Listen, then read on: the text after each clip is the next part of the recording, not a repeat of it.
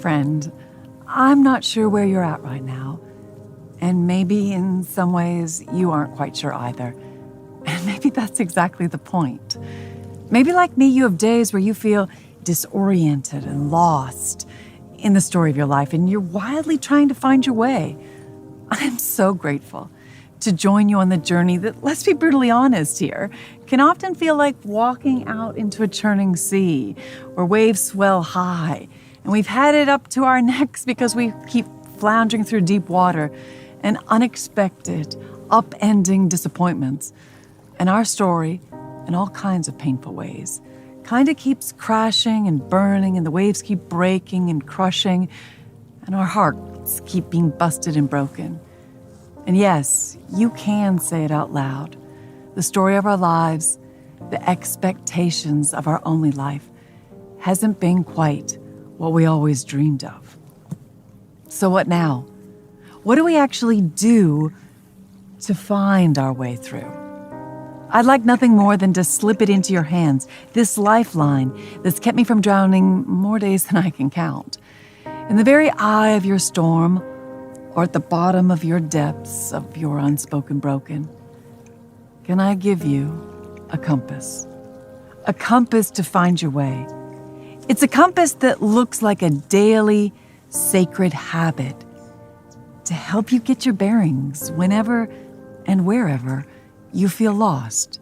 Originally, a habit meant a piece of clothing that we inhabit, that we pull on, that we live in.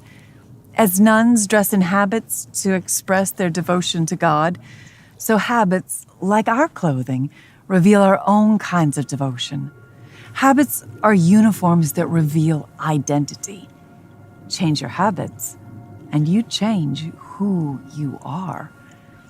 A decade ago, I began counting gifts as a daily habit to open my eyes to the real and active presence of God. A decade later, I'm still counting. And now, when I pick up my pen, I also scratch down the acronym S.A.C.R.E.D, S-A.C.R.E.D, as a daily habit. A compass that reorients me in relation to God. Because life is waves. And what you need in order to get where you want to go is a way of life that can walk through waves. One that arises directly from Exodus 14, one of the most formational chapters of all of Scripture, as God parts the waves and shapes not only the identity of God's people, but also foreshadows our deliverance into a new way of being. And this way of life offers a daily habit spelled out in just 6 letters. S, stillness, to know God. A, attentiveness, to hear God. C, cruciformity, to surrender to God. R, revelation, to see God. E, examine, to return to God. And D, doxology, to thank God.